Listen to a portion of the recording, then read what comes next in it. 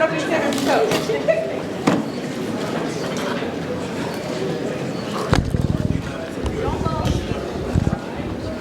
So, like always, I want to thank you guys for coming out and covering Penn State football. We appreciate it. Really want to start by thanking the fans.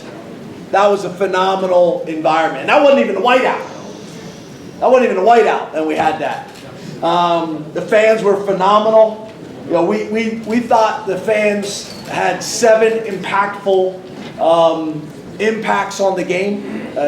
7 plays, whether it was timeouts, whether it was false starts and penalties, whether it was bad snaps. We thought they had 7 plays that were significant in the game. We're so thankful and appreciative for the fans and the environment we get here. It's like nothing in all of sports, let alone college football. So we're appreciative of that. It's awesome having the 94 team back here. If you guys haven't done any homework, I know the vets have, but if you haven't done any homework on that 94 team, the amount of guys that went on, I think we had 5 guys drafted in the first round, guys that went on and had significant careers, 17-year careers in the NFL, Super Bowl champions, all that kind of stuff. So it was great having our brothers back. That was awesome. A couple other things. When Illinois had the ball on the 2-yard line at the end of the second quarter, the fans were significant there. Our defense was significant there. From that point on, we held them out of the end zone there, ended up missing a field goal. From that point on, they only had 39 yards the rest of the game. So that was huge. Our defense is playing really well. Nick Singleton and Katron Allen. You talk about they're the second set of teammates with 2,000 career rushing yards since Franco Harris and Lydell Mitchell. Pretty good group to be associated with. Pretty cool stat there. So overall, I'm really, really happy with our guys. That is a good football team. You got to give Illinois and Coach Bielema a ton of respect. That game really played out for a long time the way Illinois wants the game to go. They want one possession games. They want to keep it tight. Where I think it went different is I challenged our O-line against their D-line, and I challenged our D-line against their front, their O-line. And I think that was the difference really in the game. We rushed for 239 yards. They rushed for 34 yards. And it's not just 34 yards. That is a team that is committed to running the football. They are committed to running the football. And when you're able to take somebody and force them out of the style of play that they want to play, then usually good things happen. So we got a ton of things that we got to clean up. You guys will bring them all up. You'll bring up all the negative things that we got to get corrected on Sunday. I get it. I'll answer every single one of your questions. But I'm proud of our guys, and I'm proud of that locker room. We found a way to get a win at home against a really good ranked opponent. And I open up the questions. Rich and we'll get it back to you. We'll go with Mark and Rich. James, what about that game made you decide to run the ball as often as you did? And can you expand a little bit on the job the O-line did? Everybody looks at the stats of the running backs, but they may not realize what that group did. Yeah, that's exactly right. I think the first thing with the O-line and tight ends, they're playing a physical brand of football. And they're doing a great job of protecting our quarterback. They're allowing us to get ahead of the sticks. And the combination of our O-line being physical, and I don't know if there's a better combination of running backs in the country. There was some physical runs out there today. So I couldn't be more proud of that group and how they're playing. That's going to be important for us the rest of the year. But when you're able to run the ball like that on offense and stop the run on defense, good things are going to happen for you. I don't think there's any doubt about it. Did I answer both your questions? That's good enough. Other people have to ask questions. What was the other one? It was about what made you decide to run it as often as you did. Yeah, I think when you look down, and Katron Allen averaged 5.7 yards per carry, Nick Singleton 5.9 yards per carry, Bo Prabula 5.7 yards per carry. You're stupid to get away from it, right? So Andy was doing a great job calling the game. As you guys know, I'll mix in there every once in a while, hey, just reminding him, hey, stick with the run. We're gashing them right now, or time to take a shot. Let's, I just try to, I'm down there, I'm on the sideline. Sometimes as the play caller, it's good to kind of have these things as to reinforce what he's already doing. But that was the biggest reason. We got to be better in the red zone. We weren't as good in the red zone tonight. Again, you got to give Illinois credit too. Rich and then Jared. James, to your right. Hey, Rich. Is this your new spot now? Well, I guess. Could change next week. Who knows? What's your name? No. I'm good. Avery, you're sitting in the spot. No. Guys been covering Penn State football for 30 years, Avery. Sorry. Yeah, but who's counting, right? No, I'm gonna be one of the guys who brings up the negatives.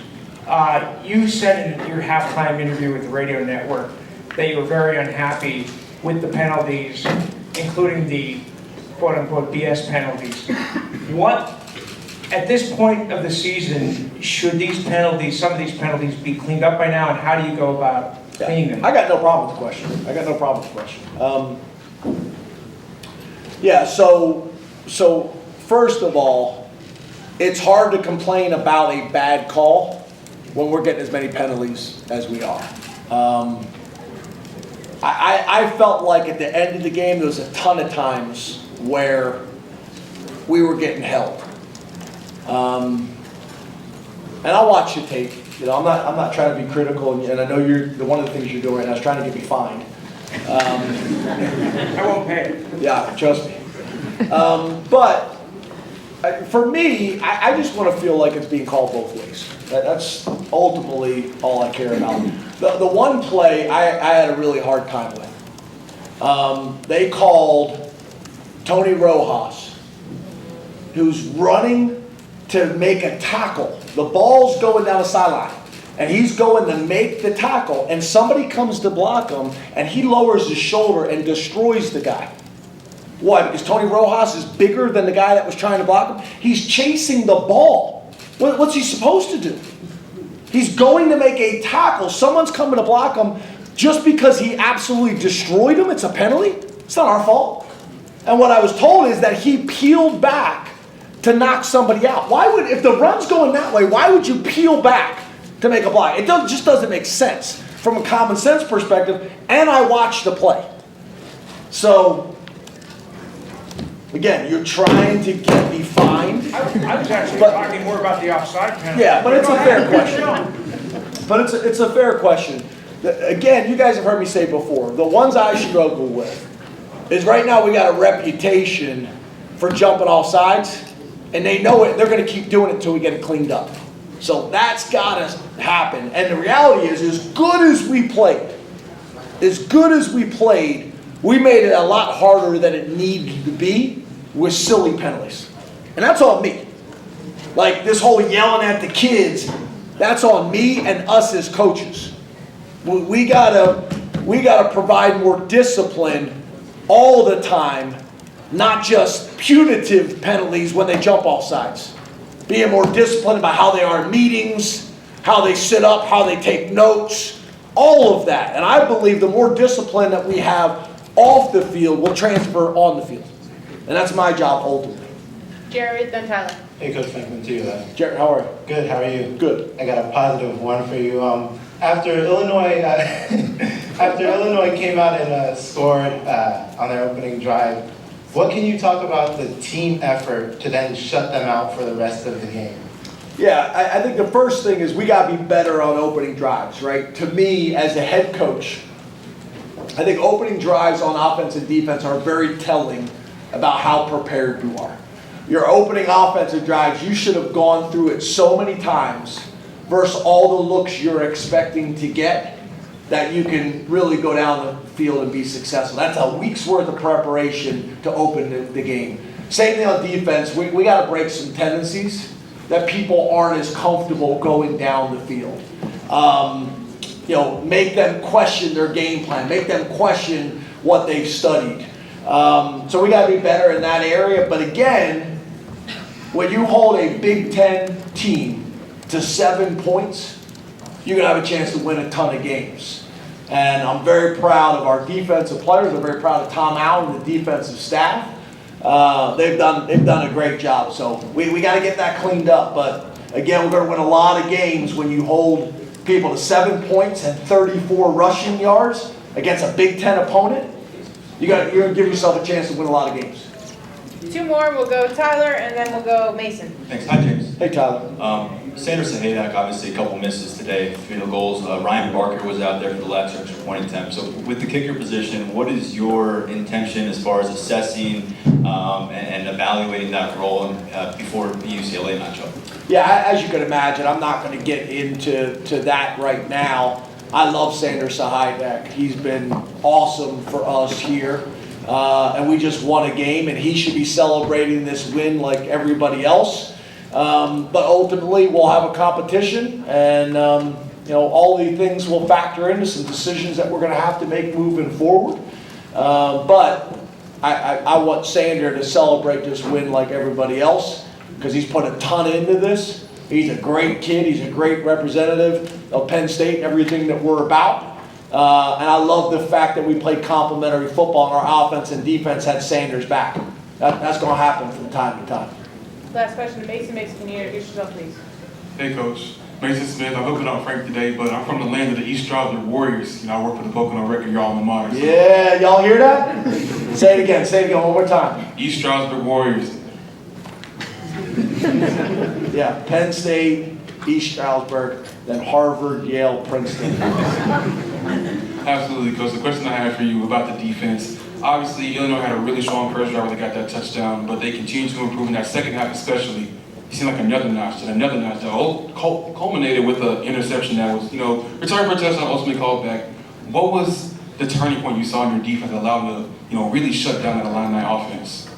Well, I think a couple things, right? I think the first thing that we did a better job in this game is we were better on first down.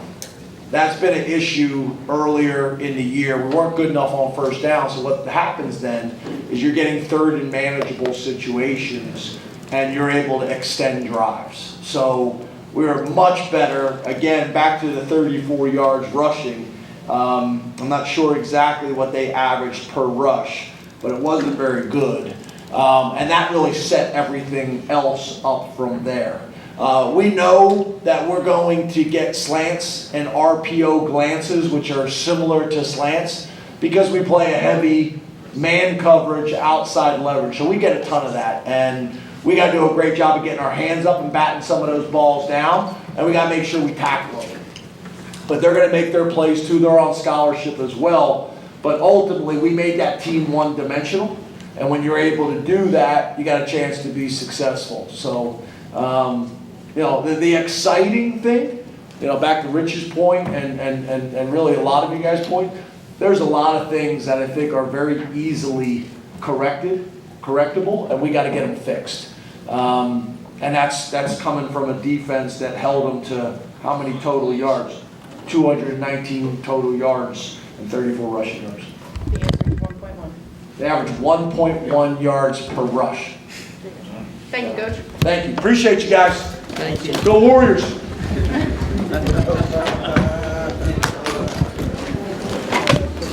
How'd we do today? Lafayette touchdown.